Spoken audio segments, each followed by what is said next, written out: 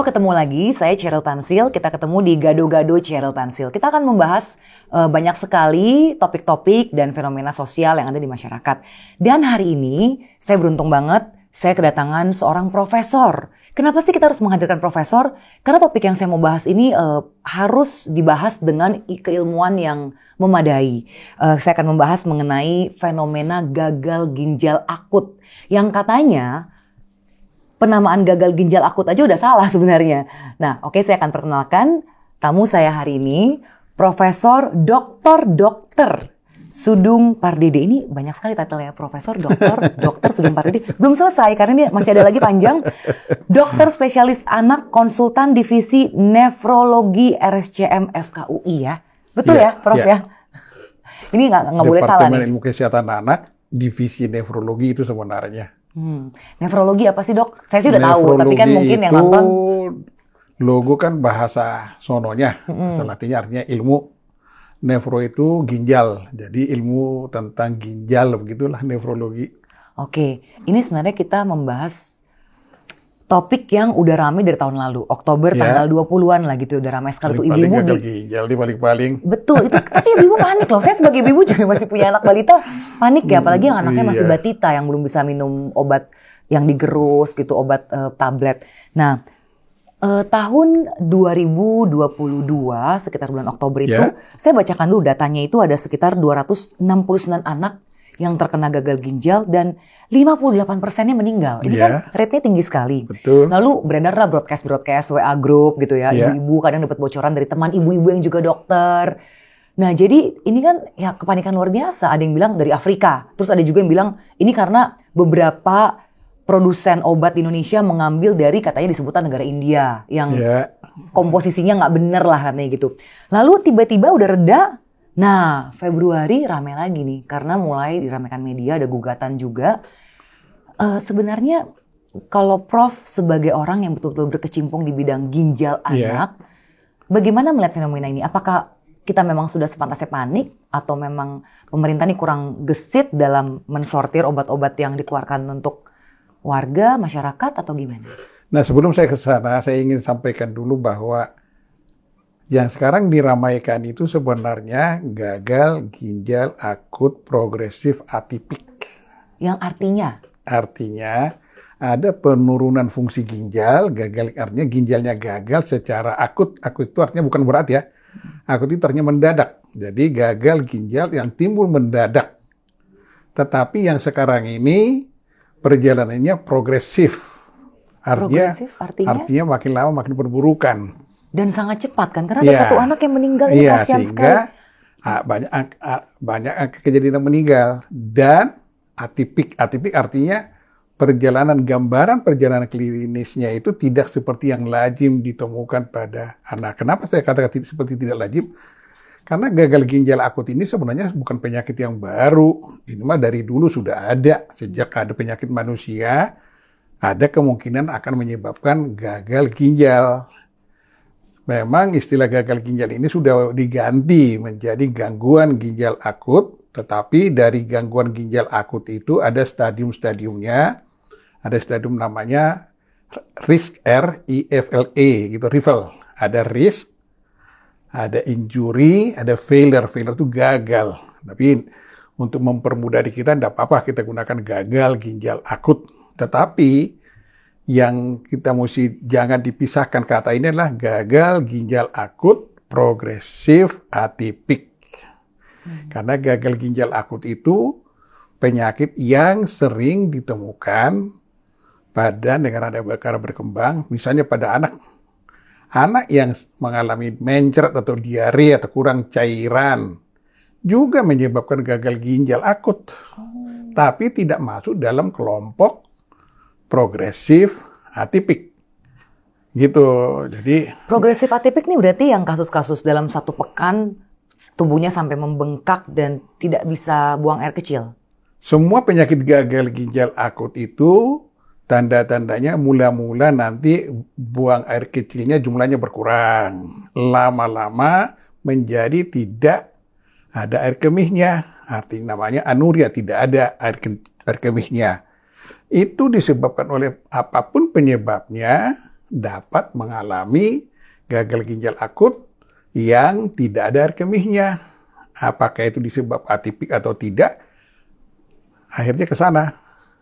Dan penyebab gagal ginjal akut ini di kalangan kedokteran dibagi menjadi 3 kelompok. Ada satu kelompok namanya prerenal, artinya kelainan-kelainan yang terjadi sebelum ginjal. Yang kedua kelompok renal atau ginjal. Yang ketiga kelompok pasca renal atau setelah ginjal. Misalnya contoh saya katakan prarenal, misalnya nih, ada anak yang mencret sampai kurang cairan. Akibatnya apa? Darah yang masuk ke ginjal itu berkurang. Nah, ini menyebabkan gagal ginjal akut. Atau misalnya ada luka bakar. Atau ada perdarahan.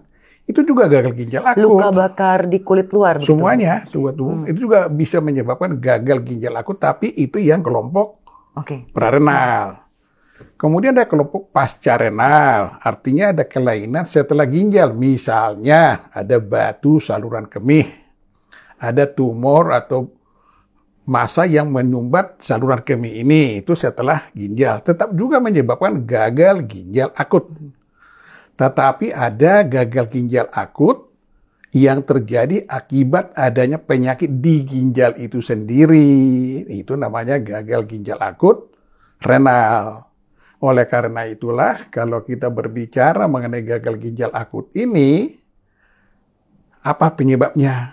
Prarenal, renal, atau pasca renal. Karena tata laksananya, penanganannya sangat berbeda. Iya. Nah ini kan yang kekhawatiran orang tua dan ibu-ibu ini karena ada informasi bahwa pengental dalam obat sirup yang dikonsumsi anak. Ini bahkan dibilang ini sebenarnya kimiawi yang dipakai untuk pencampur cat dan tinta. Iya. Nah, kok ini bisa lolos di Indonesia gitu, Dok? Jadi gini, para dokter atau di beberapa rumah sakit ada mengalami pasien anak-anak yang mengalami gagal ginjal akut. Seperti tadi saya katakan, timbulnya mendadak, ada penurunan fungsi ginjal, tidak berkemih. Diperiksa laboratoriumnya, terdapat peningkatan, ada kadar kreatinin namanya, atau yang menandakan fungsi ginjalnya sangat menurun. Itu sudah tahu. Kemudian para dokter ini berpikir bahwa ini kan gagal ginjal akut, ini bukan penyakit yang tidak bisa ditangani, ini sering ditangani sehari-hari lah. Ditangani sambil dicari penyebabnya.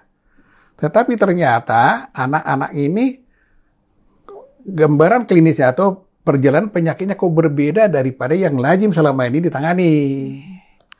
Kemudian kok progresif. Biasanya kalau anak itu ditangani, apalagi cuci darah dalam tempo hitungan hari, biasanya pulih, baik. Ini kok enggak. Udah ditangani dengan segala macam tata laksana penanganan, dikasih obat, cairan, cuci darah, loh kok nggak baik-baik, ini ada apa? Maka dikatakan ini malah perburukan, penurunan kesadaran, gangguan pernafasan, meninggal. Nah, progresif. Gejala-gejalanya tadi itu tidak seperti yang lazim, atipik. Nah, sekarang ini apa penyebabnya? Tidak lazim ini, kan gitu. Ternyata hasil investigasi Badan POM. Maka dicarilah. Para dokter ini mencari penyebabnya apa. Diselidikilah ini, ditanyalah orang tuanya. Nah, rata-rata orang tua ini bisa menemukan, ditanya, umumnya anak-anak ini sebelum mengalami gagal ginjal akut, mereka mengeluh demam, batuk pilek, ditanya mengkonsumsi obat sebelumnya. Nah, dikaitkanlah, jangan-jangan ada kaitannya karena demam, batuk pilek seperti itu tidak akan bikin gagal ginjal. Tidak akan bikin gagal ginjal akut kecuali ada muntah-muntah yang hebat, ada mencret. Kita udah tahu nih penyebabnya ini. Tapi ini tidak ada. Yang ada itu adalah demam, batuk pilek seperti ini. Nah, ini tidak pernah kita temukan menyebabkan gagal ginjal akut. Sehingga bukan itu penyebabnya. Tapi anak-anak ini kan dengan adanya demam, batuk pilek seperti itu, mengkonsumsi obat. Nah, jangan-jangan obat ini yang menyebabkan gagal ginjalnya. Jadi bukan batuk pileknya ya, bukan. Dari RSCM masuk nggak sih tim investigasi ini? Masuk, di RSCM. Nah, yang pertama itu di RSCM. Nah, di RSCM dicarilah ini. jangan-jangan obat ini yang mengandung zat yang menyebabkan gagal ginjal akut. Baru ditelusuri lah ini, bekerja sama dengan Badan POM. Kan Badan POM yang bisa memeriksa itu. Betul. Bekerja sama dengan Kementerian Kesehatan. Ternyata kasus-kasus seperti ini banyak terjadi. Itu. Maka dicelidiki lah nih penyebabnya. Obat ini apa sih? Nah kita tahu kan obat ini ada zat aktifnya. Ada zat yang tambahan. Zat aktifnya inilah sebenarnya yang menyembuhkan penyakit itu. Misalnya obat demam. Ada di sana namanya paracetamol. Paracetamol inilah yang menurunkan demam. Dan itu sudah dikonsumsi dari dulu. Tidak pernah bikin gagal ginjal. Betul. Artinya bukan obat demam ini, bukan paracetamol ini dong. Tapi karena paracetamol ini dibuat dalam bentuk sirup, ada air, ada zat tambahan. Jangan-jangan zat tambahannya ini yang mengakibat. Yang pengentalnya itu ya, Dok? Zat tambahan lah namanya itu.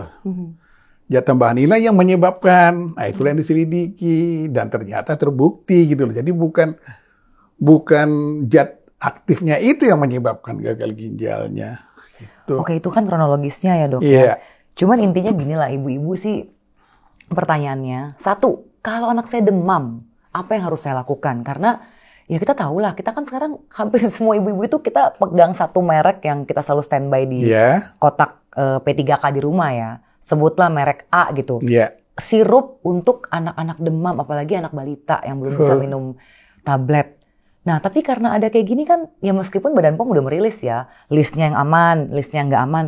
Tapi masih ada kekhawatiran. Nah misalnya nih ibu-ibu di rumah yang nonton kita ini, anaknya demam, apa yang harus mereka lakukan? Mesti dipahami bahwa demam itu adalah sesungguhnya upaya tubuh kita mengalami sesuatu. Misalnya ada infeksi, tubuh kita mengalami menaikkan suhu tubuh, satu. Ada lagi penyebab demam lain, misalnya kurang cairan, kurang minum, kurang cairan juga bikin demam. Sehingga kalau demamnya 1 hari atau tidak begitu tinggi, kasih banyak minum sajalah dulu. Tidak begitu tinggi berarti berapa? 36? Ya, 38. Kemudian kompres hangat, dikenin, dilipat paha. Seperti itu. Kalau misalnya tidak mengganggu, barulah boleh diberikan obat penurun demam. Yang mana mau kita pilih? Tergantung anaknya. Obat-obat itu ada dalam bentuk tablet, ada dalam bentuk sirup, tergantung umurnya. Nah bagi kita kan tidak tahu obat-obat ini, umumnya orang tua kan tidak tahu, pokoknya tahunya mereknya. Kandungannya ada tahu tertulis itu paracetamol. Kita kan tidak tahu apa saja yang ada di situ. Nah, oleh karena itu untuk meyakinkan kita tentu kita belilah obat ini di tempat yang sudah punya izin resmi. Misalnya harus apotek resmi berarti ya, resmi, jangan beli atau toko obat online resmi shop gitu loh, satu.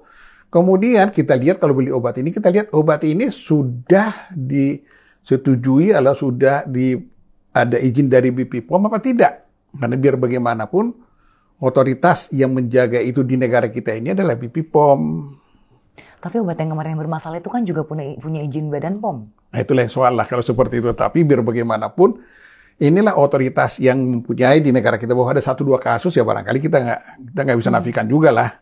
Atau sekarang jadinya kalau demam itu kita harus buru-buru ke dokter. Karena kan biasa gini, kalau dokter itu kalau memang misalnya tifoid atau tifus atau demam berdarah, biasa kan tunggu 3 hari demam ya dokter ya, baru bisa di tes lab.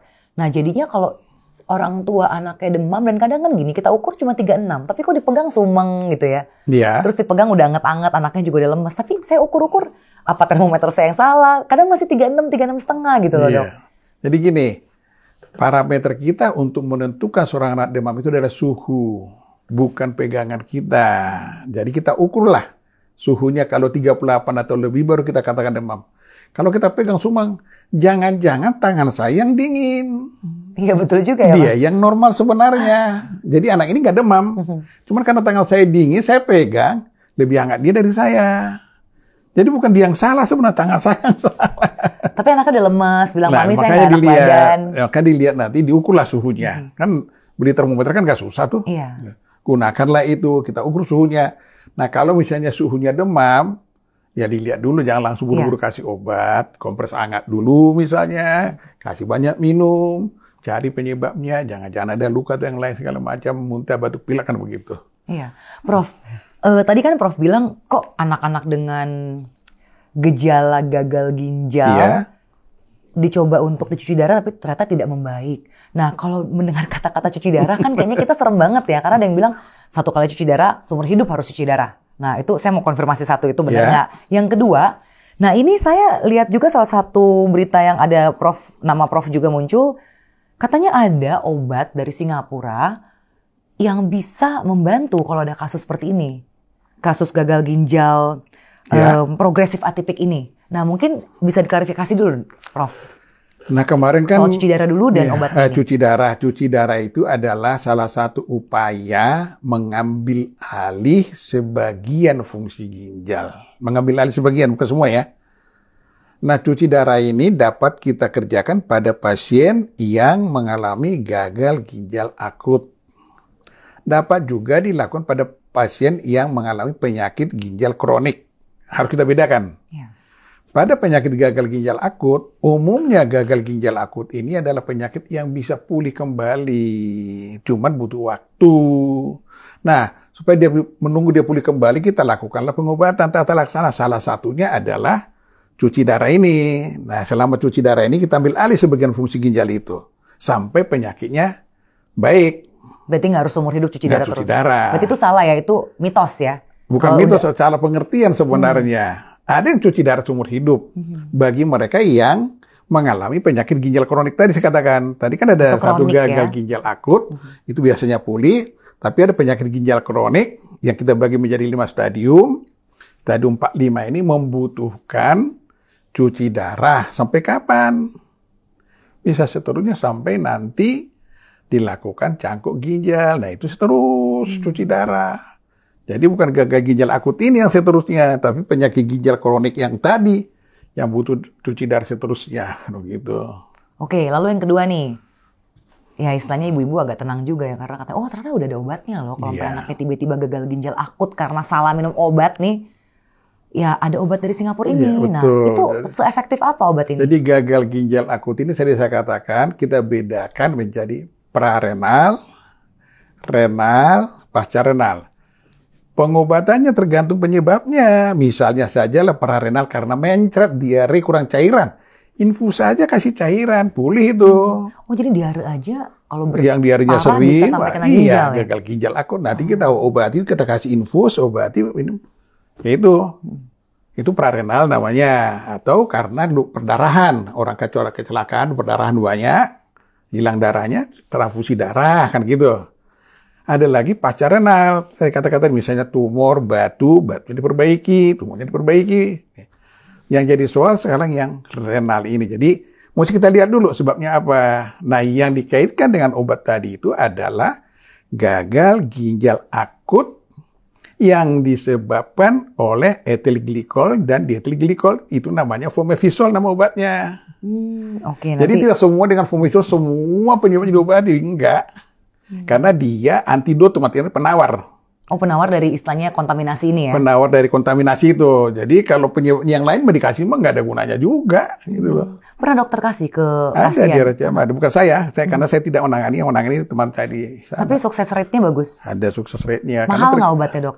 Itu disediakan pemerintah kok. Mahal banyak, tapi disediakan pemerintah kok. Asal masuk ke RSCM-nya BPJS? Asal, bukan. Obat itu tadinya tidak ada di Indonesia, karena kasus ini tidak pernah ada di kita. Tapi oleh Kementerian Kesehatan, obat itu disediakan, dibeli dari Singapura, disediakan. Sampai sekarang disediakan obat itu.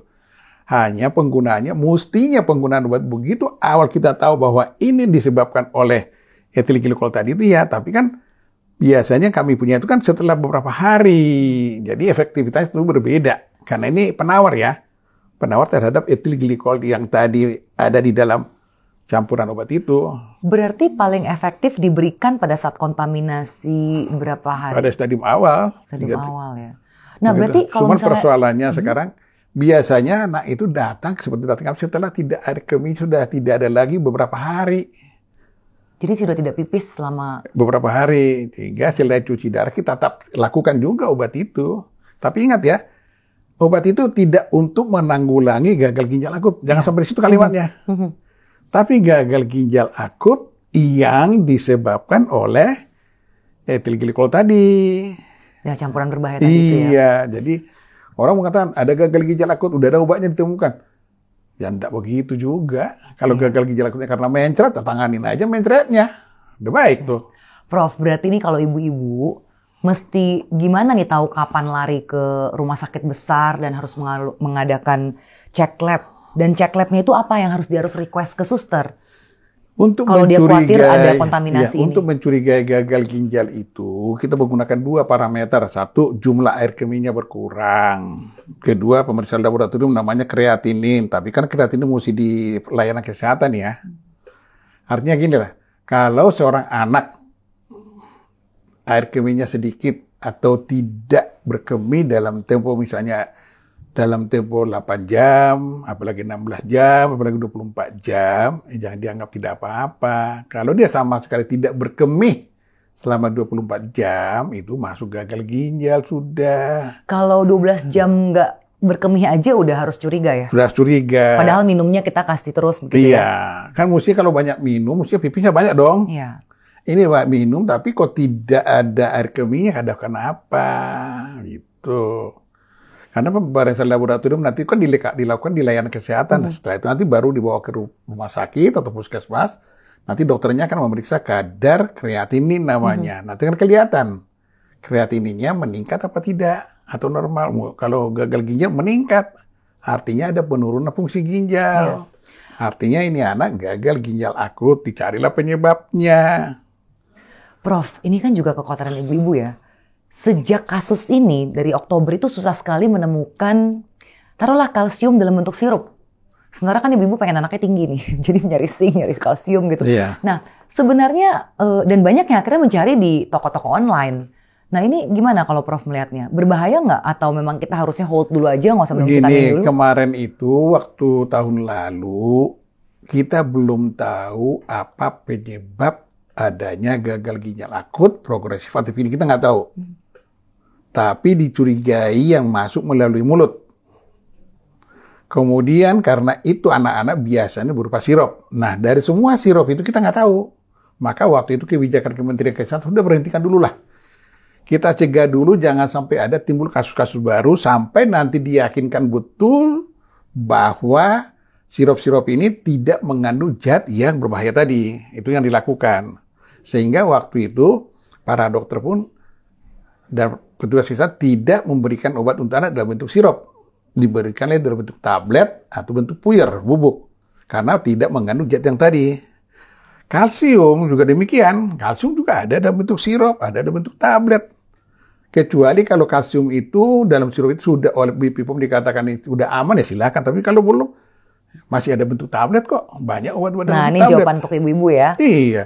Paling yang ngegerus lah ya sama campur air dan membujuk anak mau minum tablet yang digerus. Biasanya kalsium itu rasanya agak enak tuh, rasa seperti mint loh. Yang chewy ya bilangnya apa. Jadi ada banyak kok maksud saya kita nggak usah panik-panik amat lah, ada banyak. Nah ini penting nih. Sebenarnya kan obat itu adalah bentuk aktifnya itu kan dalam tablet atau bubuk ya. Cuman karena ini kan susah diberikan kepada anak. Nggak mungkin lah bayi baru lahir, bayi umur 3 bulan dikasih tablet. Susah lah memberikan bentuk bubuk. Nah, oleh orang-orang yang ahli farmasi, bagaimana sih supaya obat ini bisa diberikan pada anak, maka dibuatnya dalam bentuk sirup. Iya. Prof, tapi kan gitu. sebenarnya obat sirup ini di Indonesia udah puluhan tahun ya. Udah kok baru kali ini gitu loh, ada kontaminasi kayak gini. Ini apa perusahaannya baru dapat izin atau gimana? Kok bisa lolos gitu loh, Prof? Dan udah banyak yang kena ini 269 artinya gini, anak. kita mesti melihat bahwa tadi saya katakan bentuk aktifnya kan tablet biasanya atau bubuk ya. Orang dewasa sih nggak ada masalah. Kasih tablet atau kapsul, masukin kapsul kan nggak ada soal. Orang dewasa sih gampang-gampang saja. Cuma pada anak kan tidak mudah. Nggak mungkin kita kasih bayi, kita kasih tablet. Oleh karena itu, farmasi atau ahli-ahlinya dibuatlah ini dalam bentuk sirup. Dalam bentuk sirup ini, ada zat aktifnya, ada air, ada zat tambahannya. Supaya nanti rasanya enak, supaya rasanya warnanya bagus, begitu ya. Itu sudah dari dulu. Iya, yang sekarang tapi kenapa tiba-tiba dia kreatif sekali pakai bahan cat dan tinta gitu? Nah, sudah dari dulu kan itu. Nah, sekarang tidak ada masalah tuh. Nah, Dari situ kita bisa bayangkan, untuk bisa membentuk sirup ini tentu ada zat tambahan. Nah, bagaimana pengadaan zat tambahan ini? Di mana dapatnya? Apa saja yang benar? Ya, tergantung perusahaan-perusahaannya yang tahu itu. Dari mana sumbernya dia mendapatkan zat tambahan ini? Iya kan? Tentu ada investigasi dari mana. Oleh karena itu, kalaupun zat tambahan ini misalnya nggak benar, kan diperiksa laboratorium dulu. Kemudian oleh BP POM diperiksa lagi sebelum dipasrahkan kepada orang, kan makanya ada izin dari BP POM ini kan gitu ya. Jadi ada pengawasan lah oleh institusi yang berwenang untuk itu. Tapi perusahaan farmasinya sendiri pun sebenarnya melakukan itu. Nah, sekarang kenapa seperti demikian? Tentu ada yang miss di sini. Apakah tidak dilakukan pengawasan oleh farmasinya sendiri, oleh pabriknya sendiri, kita nggak tahu. Atau BP POM saya nggak tahu. Itu lebih bisa menjawab itu. Tapi yang jelas, kenapa terjadi seperti sekarang ini? Artinya ada sesuatu hal yang terjadi dalam proses mulai pembuatan bahan baku, produksi obat, dan begitu. Iya, intinya sih kita apresiasi ya Badan POM yang udah gesit. Sekitar tanggal 6 apa 9 mereka juga udah ada rilis. Mereka juga merilis mengklarifikasi mengenai 2 kasus yang terjadi di akhir Januari ini. Tapi ya harapan saya sih dan ibu-ibu lain ya Badan POM harus istilahnya proaktif lah. Jangan jadi seperti pemadam kebakaran. Udah ada kasus baru mereka investigasi. Terima kasih banyak Prof untuk mudah-mudahan informasinya. Ada lah. Pasti banyak berguna. Mudah-mudahan. Jadi harapan saya sih kita nggak usah panik-panik lah. Kita jalanin saja sesuai dengan aturan sudah berlaku. Kalau mau menggunakan obat, belilah obat yang di tempat yang sudah dapat izin resmi. Kemudian baca obat itu, apakah itu sudah dapat izin dari BP POM apa tidak, karena itulah yang punya otoritas di kita. Bagaimanapun nantinya, ya itulah barangkali yang dari kita. Jadi jangan korbankan kesehatan anak hanya karena mau cari obat yang lebih murah. Iya. Kadang takutnya juga palsu ya Prof. Betul. Ya. Baik, terima kasih Prof. Terima kasih mudah-mudahan. Untuk waktunya. Terima kasih. Terima kasih ya Prof ya. Oke, itu dia tadi silakan. perbincangan kita. Semoga bermanfaat. Dan sekali lagi saya informasikan ya bahwa kita ibu-ibu ini harus lebih pintar-pintar untuk anak. Jangan karena murah kita cari obat di bukan apotek resmi. Dan sebisa mungkin kalau memang dirasa panasnya makin tinggi, kita harus ke dokter. Jadi jangan jadi dokter bagi anak kita sendiri kalau kita bukan dokter. Sampai jumpa, terima kasih. Saya Cheryl Tansil.